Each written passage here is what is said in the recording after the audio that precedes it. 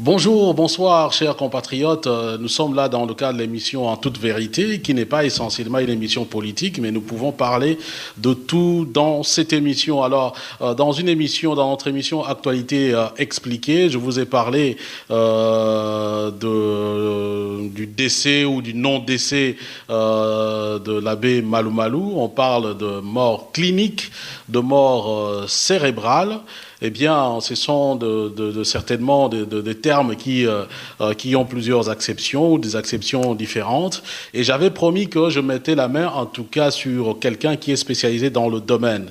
Donc, je suis avec le docteur Médard Mamaye. Il est donc médecin spécialiste en soins intensifs et il est donc le responsable des soins intensifs à l'hôpital Bracops ici à Bruxelles. Alors, docteur Mamaye, bonjour. Bonjour, Fabien. Alors, docteur, en tant que médecin spécialiste en soins intensifs, certainement que vous êtes amené à suivre, peut-être aussi à vivre aux côtés des personnes qui sont peut-être en fin de vie, il faut le dire comme ça. Et ici, voilà, on parle du décès de monsieur Malou Malou, abbé Malou Malou, que vous devez connaître sans doute. Ancien président d'abord de la commission électorale indépendante, après commission électorale nationale indépendante, malade aux États-Unis, on a appris sa mort, la mort est démentie, mais il y a deux termes qui sont apparus, c'est donc la mort cérébrale et la mort clinique. Est-ce que vous pouvez nous donner un peu la différence? Commençons d'abord par la mort clinique. Mais la mort clinique, merci Fabien. La mort clinique, c'est un terme tout à fait clinique aussi. Ça concerne le médecin. Donc, quand le médecin est appelé à constater le décès ou la mort de quelqu'un, là, on parle de mort clinique. Et la mort clinique nous conduit directement vers ce qu'on appelle la mort administrative. Donc, il faut établir un certificat de décès. Mais avant d'établir le certificat de décès ou de constater la mort tout court de quelqu'un, il y a des signes qui doivent être faits. Dans des pays développés, on a ce qu'on appelle la mort cérébrale. Parce qu'en fait, la mort cérébrale, c'est quoi? C'est une absence des signes d'activité du cerveau. Mm-hmm. Et cette absence de signes est notifiée non pas par quelqu'un, mais par un appareil qu'on appelle l'électroencéphalogramme. Mm-hmm. Donc, vous faites l'électroencéphalogramme. Si vous constatez que le cerveau n'a plus d'activité, là, vous dites, voilà, c'est une mort cérébrale. Mm-hmm. Parce que c'est lié à un appareil. Alors, maintenant, c'est surtout un terme qui est destiné aux gens qui font la médecine légale, qui font des recherches sur les assassinats, ainsi de suite.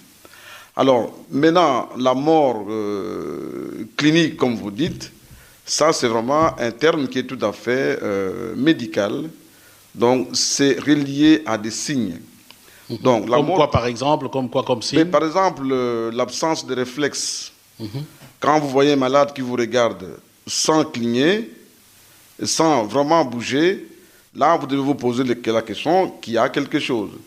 Alors, à ce moment, ce que vous pouvez faire, c'est mettre votre doigt dans l'œil pour voir si la personne réagit ou bien pas. Donc, s'il n'y a pas d'absence, à ce moment-là, on peut commencer à parler de mort. Mm-hmm. Donc, par exemple, l'absence de la fermeture des yeux, par exemple, l'absence de la respiration, par exemple, l'absence de battement cardiaque. Là, évidemment, on entre en profondeur dans le diagnostic de la mort. Est-ce que maintenant, quelqu'un qui est en mort clinique comme ça, peut être vivant du point de vue cérébral? C'est-à-dire que du point de vue cérébral, comme je vous ai dit tantôt, si vous n'avez pas d'appareil pour tester l'activité cérébrale, si vous n'avez pas d'appareil, mais c'est difficile de parler de mort cérébrale. Parce que la mort cérébrale est liée à cet appareil-là. Par exemple, quand nous sommes au Congo, cet appareil n'existe pas. Donc, on ne peut pas parler de mort, on parle de mort cérébrale, on va parler carrément de mort clinique. De mort clinique. De mort clinique, parce que vous êtes avec vos sens. Donc, pour que ça soit un peu plus clair, donc mort clinique veut dire mort comme on le connaît, la mort tout oui, simplement. La mort normale. La mort normale. La mort normale. Donc, vous êtes appelé au chevet du malade, vous n'avez pas d'appareil, vous n'avez que votre cerveau. À ce moment-là, vous prenez le premier signe, c'est l'absence de la respiration. Deuxième signe, c'est l'absence de battement cardiaque. Et troisième signe, c'est l'absence de vie. Chez le blanc, vous allez voir que la couleur de la peau change. À ce moment-là, avec les trois signes, vous pouvez dire, voilà, il y a une mort, tout simplement. Et si vous voulez être un peu plus compliqué, vous pouvez parler de mort clinique. Ouais. Voilà, donc c'est tout simplement un terme médical. C'est pour la maman, par exemple, qui m'a posé la question.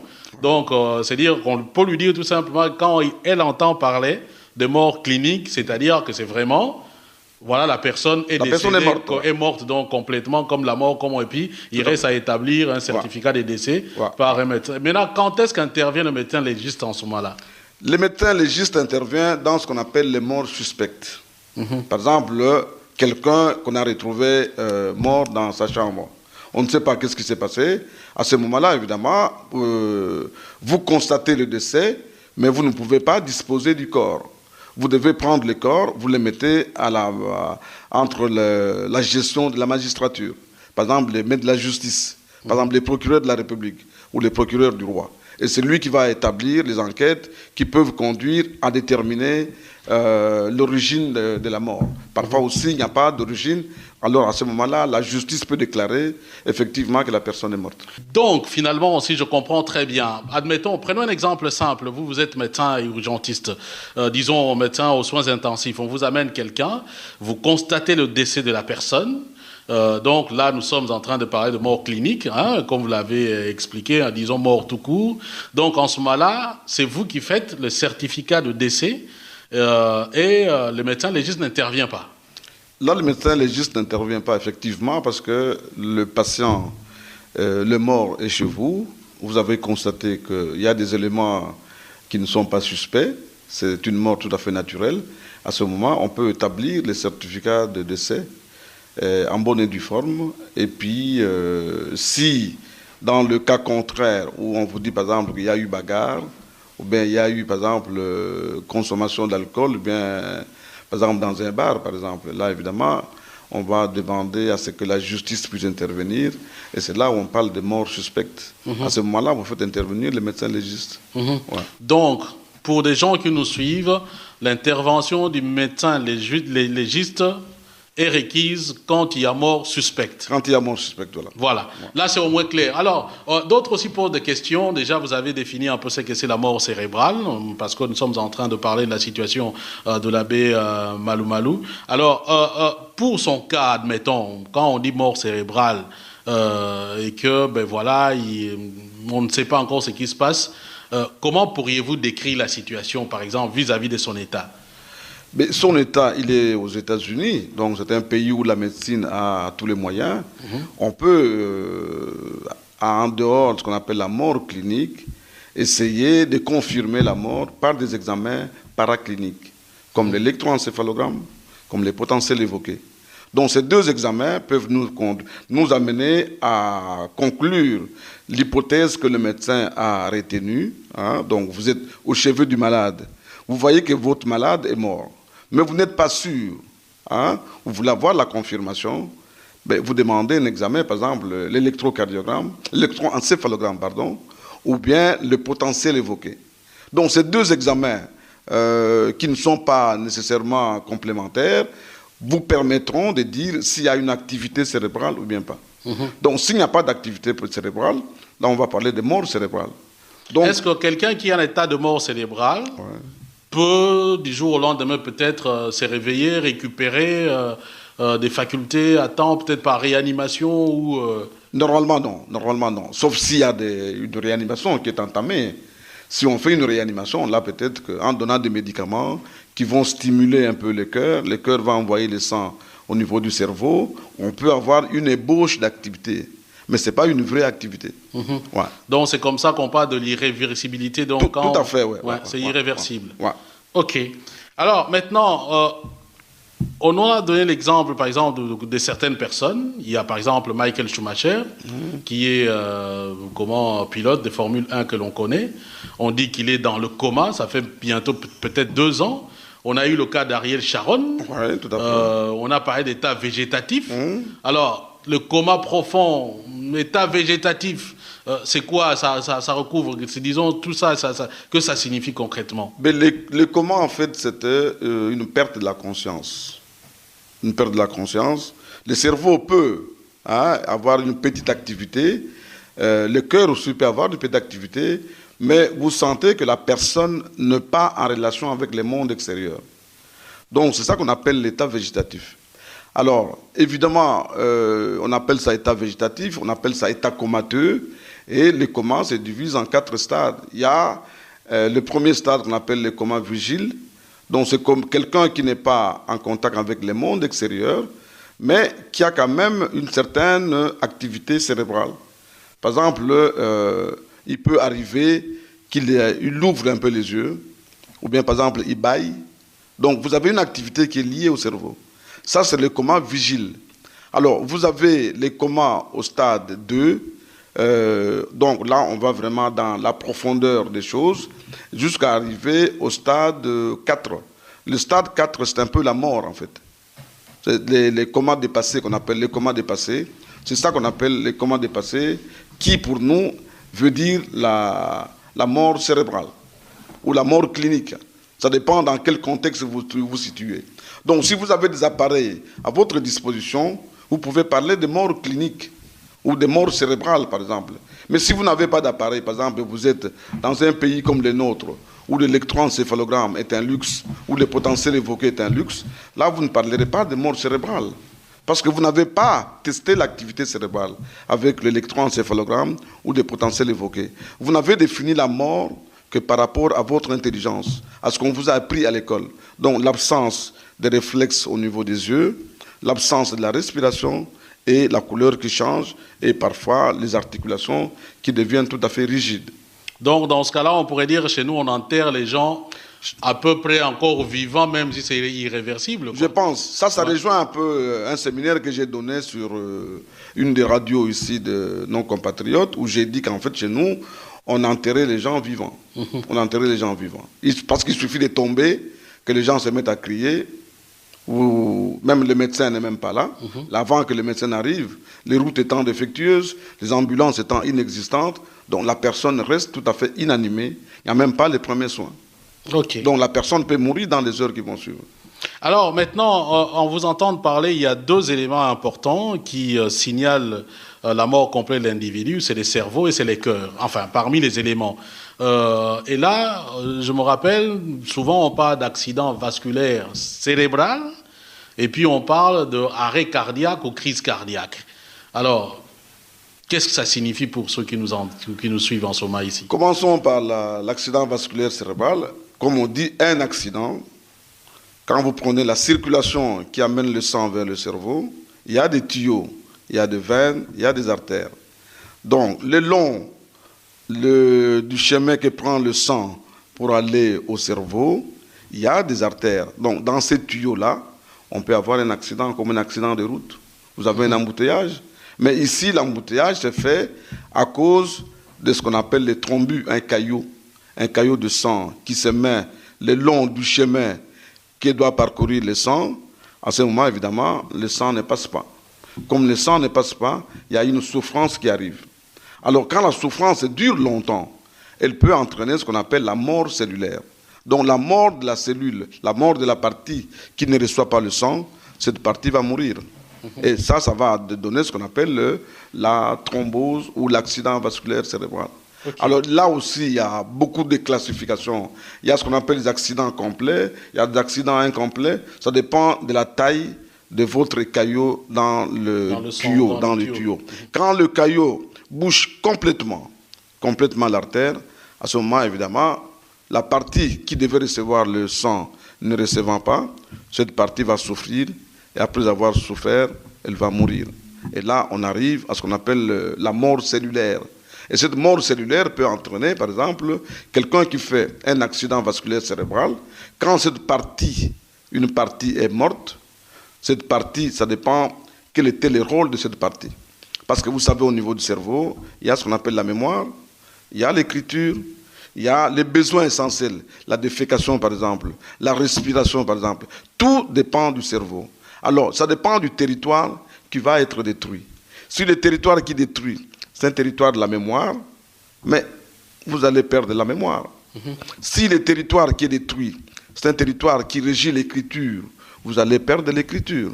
Si le territoire qui est détruit... Dans l'activité motrice au niveau de votre main, par exemple. Tout à fait. C'est comme ça qu'on voit des gens parfois... Oui, tout à fait, qui ne savent même pas écrire. Ouais. Si le territoire qui est détruit concerne la mémoire, vous allez perdre une partie de la mémoire. Là aussi, ça dépend. Est-ce que la mémoire antérieure, la mémoire ancienne, ou la mémoire présente, ou la mémoire future? Donc, tout dépend de l'étendue de la destruction de la zone qui est concernée, parce qu'au niveau du cerveau, je peux rappeler qu'il y a deux sortes de cerveaux. Il y a le cerveau gauche et le cerveau droit. Le cerveau gauche est responsable du fonctionnement de l'hémicorps droit, et le cerveau droit est responsable de l'hémicorps gauche. Il arrive des fois que les gens perdent la parole, perdent la mémoire, perdent aussi l'écriture. Et ça, c'est très souvent, c'est des gens qui ont eu des accidents à gauche, le cerveau gauche, qui est très important. Parce que c'est lui qui conduit notre partie droite, où il y a l'écriture, où il y a la motricité, et il y a même la parole. Alors, quand quelqu'un a fait une thrombose à droite, lui va garder l'écriture, il va garder la mémoire, il va garder aussi la motricité à droite. C'est comme ça que souvent on demande est-ce que vous êtes gaucher, est-ce que vous êtes droitier. Donc, si votre cerveau devient malade à droite, c'est votre hémicorps gauche qui va en souffrir. Or, vous voyez bien, quelqu'un qui est gaucher, la partie gauche va devenir malade, mais la partie droite ne sera pas malade. Donc, c'est comme ça qu'on voit des gens qui ont fait des accidents vasculaires cérébraux, mais qui continuent à écrire, ou qui continuent même à parler, ou qui continuent à manger. Alors, vous verrez des gens qui ont fait des accidents vasculaires cérébraux, mais lui, il ne sait même pas avaler, il ne sait pas écrire, il ne sait même pas dire son nom. Donc, ça, c'est vraiment des gens qui ont fait des accidents vasculaires cérébraux, mais qui sont à gauche. Donc, le cerveau gauche est très, très important. Ça relève un peu des études que les Allemands ont faites pendant la Première et la Deuxième Guerre mondiale, où on a vraiment déterminé la physiologie de chaque partie du cerveau. Et au niveau de la crise cardiaque? La crise cardiaque, comme les mots... Ou arrêt cardiaque, c'est vraiment le cœur qui s'arrête. Le cœur peut s'arrêter pourquoi? Il y a plusieurs raisons. Le cœur peut s'arrêter, par exemple, il y a un rythme, parce que votre cœur, comme vous êtes là, votre cœur bat à 80, il peut monter à 100, il peut descendre à 60. Mais imaginez-vous que votre cœur se met à battre à 200. Au bout de quelques temps, il va s'arrêter. C'est ça qu'on appelle un trouble de rythme. Un trouble de rythme. Et ce trouble de rythme peut être dû à beaucoup de choses. Il y a notamment les médicaments, il y a certains poisons, il y a aussi, parfois, une façon, votre cœur se met un peu comme, devient fou, il se met à battre un peu comme à la folie, et à un certain moment, il va s'arrêter. Les causes, parfois, ne sont pas connues. C'est comme ça que vous verrez, par exemple, des joueurs qui tombent, qui font un arrêt cardiaque, on réanime, mais on ne les récupère pas. Donc, l'arrêt cardiaque, c'est vraiment un arrêt du cœur, dont les causes sont tout à fait multiples. Les causes sont vraiment multiples. Alors, cet arrêt du cœur, qu'est-ce qui va se passer? Quand l'arrêt du cœur arrive, vous savez que c'est le cœur, c'est une pompe. Le travail du cœur, c'est c'est contracter, relaxer. Quand il se contracte, il envoie le sang vers le cerveau et vers tous les organes nobles, comme le rein, comme le foie, comme les poumons, comme le cerveau, surtout les cerveaux. C'est comme ça que vous avez des artères au niveau du cou, qu'on appelle les carotides. Ce sont des grosses artères qui amènent le sang vers le cerveau. Alors, quand le cœur s'arrête, qu'est-ce qui va se passer? Le sang n'arrive plus au niveau du cerveau, le sang n'arrive plus au niveau du foie, le sang n'arrive plus au niveau des reins.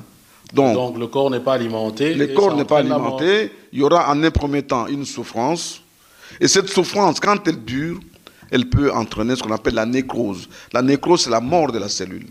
La mort de la cellule. Alors, pendant ce temps, quand le cœur s'arrête, si il y a des gens qui sont compétents, qui peuvent réanimer la personne, on peut récupérer la personne. C'est comme ça qu'actuellement, de plus en plus, on est en train de vulgariser ce qu'on appelle la RCP, donc la réanimation cardio-pulmonaire, et dont l'organe essentiel est le cœur. Parce qu'on vous dira, si vous arrivez sur la rue, que vous devez réanimer quelqu'un, la première chose, c'est d'abord réanimer le cœur. Avant, on disait, oui, il faut même faire les bouches à bouche. Les bouches à bouche, vous pouvez les faire. Mais ce qui est important d'abord, c'est réanimer le cœur. C'est le cœur qui envoie le sang vers le cerveau, c'est le cœur qui envoie le sang vers les poumons. Et ce sont les deux organes qui sont très, très importants. Voilà, des organes très très importants. Vous avez certainement, nous aurons, je pense que le temps qui nous est imparti arrive à terme, mais je vous promets que nous aurons Docteur Mamaï. Docteur, j'espère que vous parlez lingala. Oui, voilà, je pense que cette matière ici, dans notre communauté, il y a tellement d'accidents vasculaires cérébraux, il y a des crises cardiaques, on ne comprend pas, les gens ont beaucoup de problèmes. Je pense qu'il nous faudra une émission en lingala aussi, où vous expliquez les différents termes pour que les gens comprennent et surtout pour qu'ils puissent en tout cas se prémunir de toutes ces maladies qui deviennent de plus en plus des fatalités dans la communauté. En tout cas, je vous remercie. Et j'espère que vous avez eu suffisamment d'explications en ce qui concerne notamment la mort clinique et la mort cérébrale, voilà, qui sont maintenant à la mode ou à la une suite au décès ou au non-décès de l'abbé Apollinaire Malou Malou, ancien président de la CENI, la Commission électorale nationale indépendante. Docteur Mamaï, merci. Merci également à vous tous. Et donc, le rendez-vous est pris pour une autre occasion. Et d'ici là, portez-vous très très bien. Peace and love, frères, ainsi soit-il. Et ce qui est dit, est dit.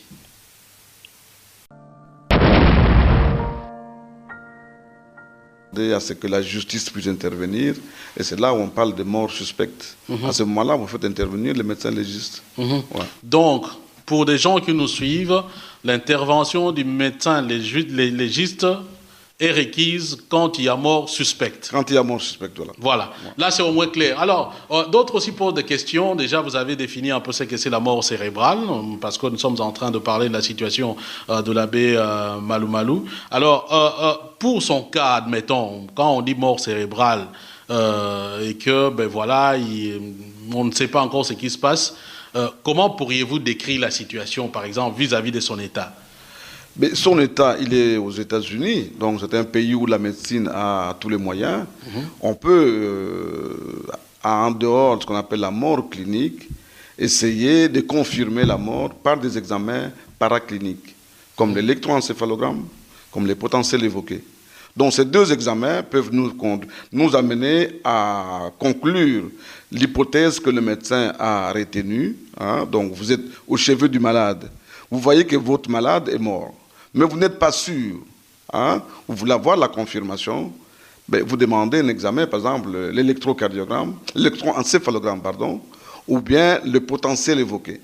Donc ces deux examens qui ne sont pas nécessairement complémentaires vous permettront de dire s'il y a une activité cérébrale ou bien pas. Donc s'il n'y a pas d'activité cérébrale, là on va parler de mort cérébrale.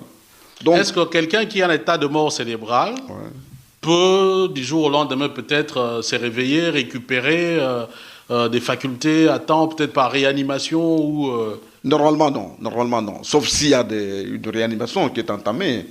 Si on fait une réanimation, là peut-être qu'en donnant des médicaments qui vont stimuler un peu le cœur va envoyer le sang au niveau du cerveau, on peut avoir une ébauche d'activité. Mais ce n'est pas une vraie activité. Ouais. Donc c'est comme ça qu'on parle de l'irréversibilité. Donc, tout à fait, oui. C'est irréversible. Ouais. OK. Alors maintenant, on a donné l'exemple, par exemple, de certaines personnes. Il y a par exemple Michael Schumacher, qui est pilote de Formule 1 que l'on connaît. On dit qu'il est dans le coma, ça fait bientôt peut-être 2 ans. On a eu le cas d'Ariel Sharon. Oui, tout à fait. On a parlé d'état végétatif. Alors, le coma profond, l'état végétatif, c'est quoi ça recouvre, disons, tout ça, que ça signifie concrètement? Mais le coma, en fait, c'était une perte de la conscience. Une perte de la conscience. Le cerveau peut avoir une petite activité. Le cœur aussi peut avoir une petite activité. Mais vous sentez que la personne n'est pas en relation avec le monde extérieur. Donc, c'est ça qu'on appelle l'état végétatif. Alors, évidemment, on appelle ça état végétatif, on appelle ça état comateux, Et le coma se divise en 4 stades. Il y a le premier stade qu'on appelle le coma vigile. Donc c'est comme quelqu'un qui n'est pas en contact avec le monde extérieur, mais qui a quand même une certaine activité cérébrale. Par exemple, il peut arriver qu'il ouvre un peu les yeux, ou bien par exemple il bâille. Donc vous avez une activité qui est liée au cerveau. Ça c'est le coma vigile. Alors vous avez les comas au stade 2, donc là on va vraiment dans la profondeur des choses, jusqu'à arriver au stade 4. Le stade 4 c'est un peu la mort en fait. C'est les comas dépassés qu'on appelle les comas dépassés. Bonjour, bonsoir, chers compatriotes. Nous sommes là dans le cadre de l'émission En toute vérité, qui n'est pas essentiellement une émission politique, mais nous pouvons parler de tout dans cette émission. Alors, dans notre émission Actualité expliquée, je vous ai parlé du décès ou du non-décès de l'abbé Malou Malou. On parle de mort clinique, de mort cérébrale. Eh bien, ce sont certainement des termes qui ont plusieurs acceptions ou des acceptions différentes. Et j'avais promis que je mettais la main, en tout cas, sur quelqu'un qui est spécialisé dans le domaine. Donc, je suis avec le docteur Médard Mamaye. Il est donc médecin spécialiste en soins intensifs et il est donc le responsable des soins intensifs à l'hôpital Bracops ici à Bruxelles. Alors, docteur Mamaye, bonjour. Bonjour, Fabien. Alors, docteur, en tant que médecin spécialiste en soins intensifs, certainement que vous êtes amené à suivre, peut-être aussi à vivre aux côtés des personnes qui sont peut-être en fin de vie, il faut le dire comme ça. Et ici, voilà, on parle du décès de M. Malou Malou, abbé Malou Malou, que vous devez connaître sans doute. Ancien président d'abord de la commission électorale indépendante, après commission électorale nationale indépendante, malade aux États-Unis. On a appris sa mort, la mort est démentie, mais il y a 2 termes qui sont apparus, c'est donc la mort cérébrale et la mort clinique. Est-ce que vous pouvez nous donner un peu la différence? Commençons d'abord par la mort clinique. Mais la mort clinique, merci Fabien. La mort clinique, c'est un terme tout à fait clinique aussi. Ça concerne le médecin. Donc, quand le médecin est appelé à constater le décès ou la mort de quelqu'un, là, on parle de mort clinique. Et la mort clinique nous conduit directement vers ce qu'on appelle la mort administrative. Donc, il faut établir un certificat de décès. Mais avant d'établir le certificat de décès ou de constater la mort tout court de quelqu'un, il y a des signes qui doivent être faits. Dans des pays développés, on a ce qu'on appelle la mort cérébrale. Parce qu'en fait, la mort cérébrale, c'est quoi? C'est une absence des signes d'activité du cerveau. Mm-hmm. Et cette absence de signes est notifiée non pas par quelqu'un, mais par un appareil qu'on appelle l'électroencéphalogramme. Mm-hmm. Donc, vous faites l'électroencéphalogramme. Si vous constatez que le cerveau n'a plus d'activité, là, vous dites, voilà, c'est une mort cérébrale. Mm-hmm. Parce que c'est lié à un appareil. OK. Alors, maintenant, c'est surtout un terme qui est destiné aux gens qui font la médecine légale, qui font des recherches sur les assassinats, ainsi de suite. Alors, maintenant, la mort clinique, comme vous dites, ça, c'est vraiment un terme qui est tout à fait médical. Donc, c'est relié à des signes. Donc, comme mort, quoi, par exemple? Comme quoi, comme signe? Par exemple, l'absence de réflexe. Quand vous voyez un malade qui vous regarde sans cligner, sans vraiment bouger, là, vous devez vous poser la question. C'est ça qu'on appelle les comas dépassés, qui, pour nous, veut dire la mort cérébrale ou la mort clinique. Ça dépend dans quel contexte vous vous situez. Donc, si vous avez des appareils à votre disposition, vous pouvez parler de mort clinique ou de mort cérébrale, par exemple. Mais si vous n'avez pas d'appareil, par exemple, vous êtes dans un pays comme le nôtre, où l'électroencéphalogramme est un luxe, où le potentiel évoqué est un luxe, là, vous ne parlerez pas de mort cérébrale. Parce que vous n'avez pas testé l'activité cérébrale avec l'électroencéphalogramme ou des potentiels évoqués. Vous n'avez défini la mort que par rapport à votre intelligence, à ce qu'on vous a appris à l'école. Donc l'absence des réflexes au niveau des yeux, l'absence de la respiration et la couleur qui change et parfois les articulations qui deviennent tout à fait rigides. Donc dans ce cas-là, on pourrait dire chez nous, on enterre les gens à peu près encore vivants, même si c'est irréversible, quoi. Je pense. Ça rejoint un peu un séminaire que j'ai donné sur une des radios ici de nos compatriotes, où j'ai dit qu'en fait, chez nous, on enterrait les gens vivants. On enterrait les gens vivants. Parce qu'il suffit de tomber, que les gens se mettent à crier, ou même le médecin n'est même pas là. Avant que le médecin arrive, les routes étant défectueuses, les ambulances étant inexistantes, donc la personne reste tout à fait inanimée. Il n'y a même pas les premiers soins. Okay. Donc la personne peut mourir dans les heures qui vont suivre. Alors maintenant, en vous entendant parler, il y a deux éléments importants qui signalent la mort complète de l'individu, c'est les cerveaux et c'est les cœurs, enfin parmi les éléments. Et là, je me rappelle, souvent on parle d'accident vasculaire cérébral et puis on parle d'arrêt cardiaque ou crise cardiaque. Alors, qu'est-ce que ça signifie pour ceux qui nous suivent en ce moment ici? Commençons par l'accident vasculaire cérébral. Comme on dit, un accident, quand vous prenez la circulation qui amène le sang vers le cerveau, il y a des tuyaux, il y a des veines, il y a des artères. Donc, le long du chemin que prend le sang pour aller au cerveau, il y a des artères. Donc, dans ces tuyaux-là, on peut avoir un accident comme un accident de route. Vous avez un embouteillage.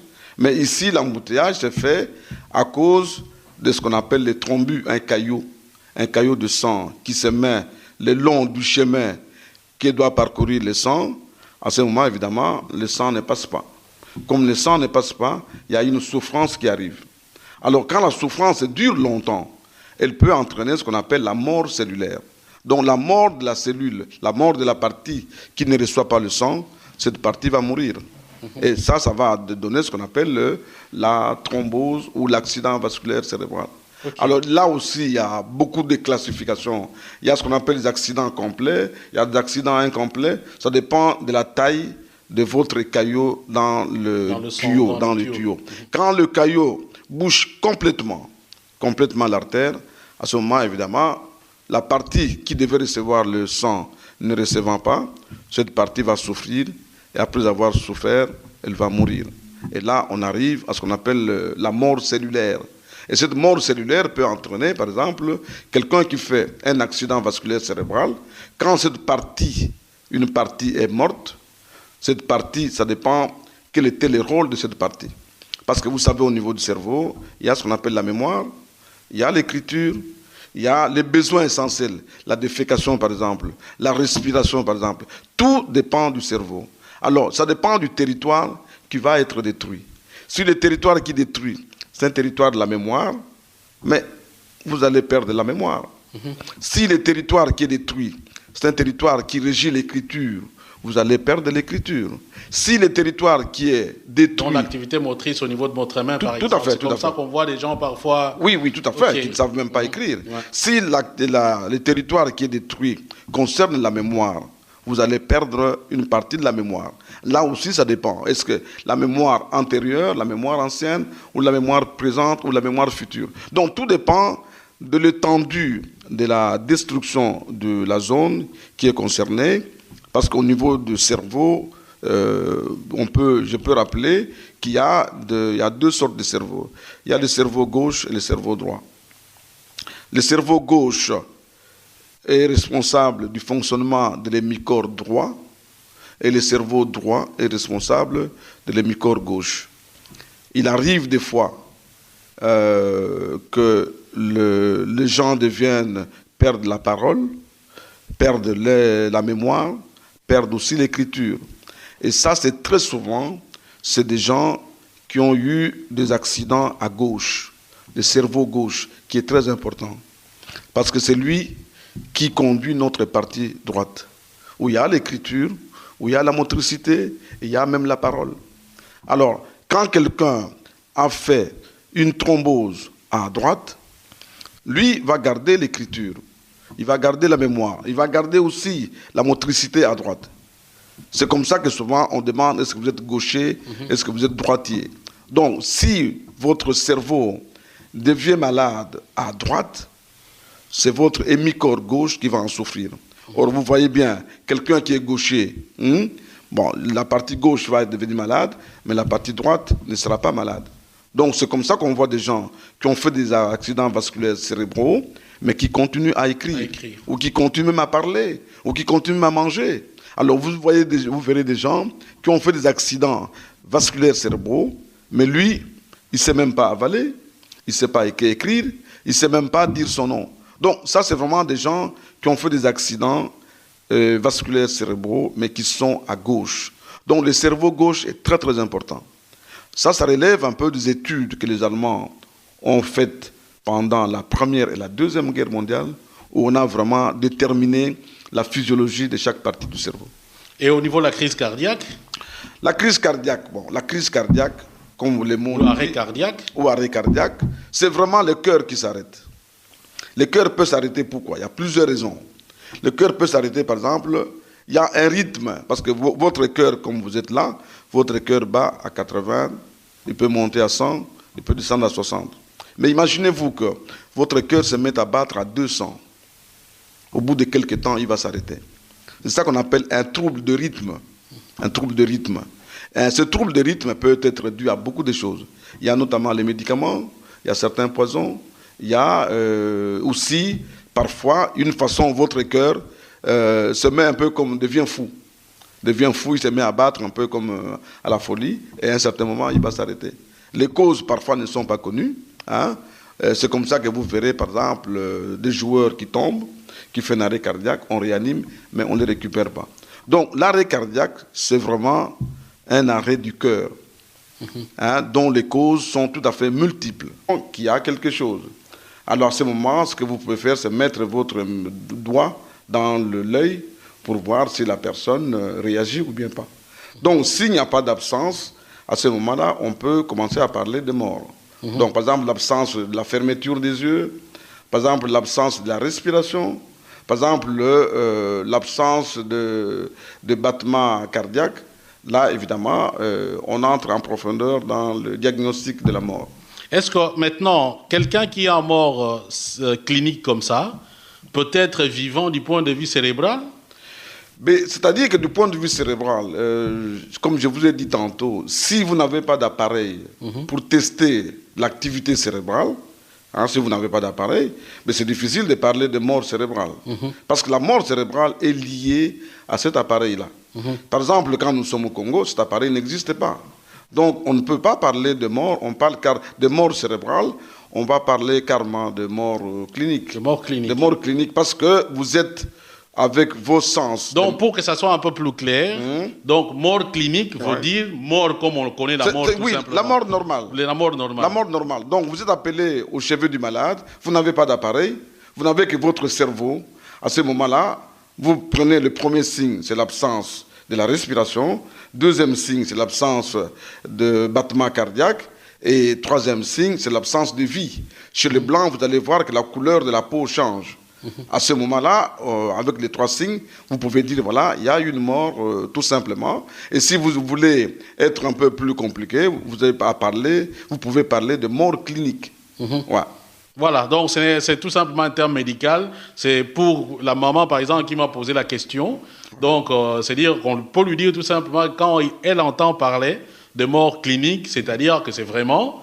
Voilà, la personne est décédée, est morte donc complètement comme la mort, et puis il reste à établir un certificat de décès par un médecin. Maintenant, quand est-ce qu'intervient le médecin légiste en ce moment-là? Le médecin légiste intervient dans ce qu'on appelle les morts suspectes. Par exemple, quelqu'un qu'on a retrouvé mort dans sa chambre. On ne sait pas qu'est-ce qui s'est passé. À ce moment-là, évidemment, vous constatez le décès, mais vous ne pouvez pas disposer du corps. Vous devez prendre le corps, vous le mettez entre la gestion de la magistrature. Par exemple, les maîtres de la justice, par exemple, les procureurs de la République ou les procureurs du roi. Et c'est lui qui va établir les enquêtes qui peuvent conduire à déterminer l'origine de la mort. Parfois aussi, il n'y a pas d'origine. Alors à ce moment-là, la justice peut déclarer effectivement que la personne est morte. Donc finalement, si je comprends très bien, admettons, prenons un exemple simple. Vous êtes médecin et urgentiste, disons médecin aux soins intensifs. On vous amène quelqu'un, vous constatez le décès de la personne. Donc là, nous sommes en train de parler de mort clinique, hein, comme vous l'avez expliqué, disons mort tout court. Donc en ce moment-là, c'est vous qui faites le certificat de décès et le médecin légiste n'intervient pas. Là, le médecin légiste n'intervient pas effectivement parce que le patient, le mort est chez vous. Vous avez constaté qu'il y a des éléments qui ne sont pas suspects. C'est une mort tout à fait naturelle. À ce moment, on peut établir les certificats de décès en bonne et due forme. Et puis, si dans le cas contraire, où on vous dit par exemple qu'il y a eu bagarre, ou bien il y a eu par exemple consommation d'alcool, ou bien par exemple dans un bar, par exemple, là évidemment, on va devant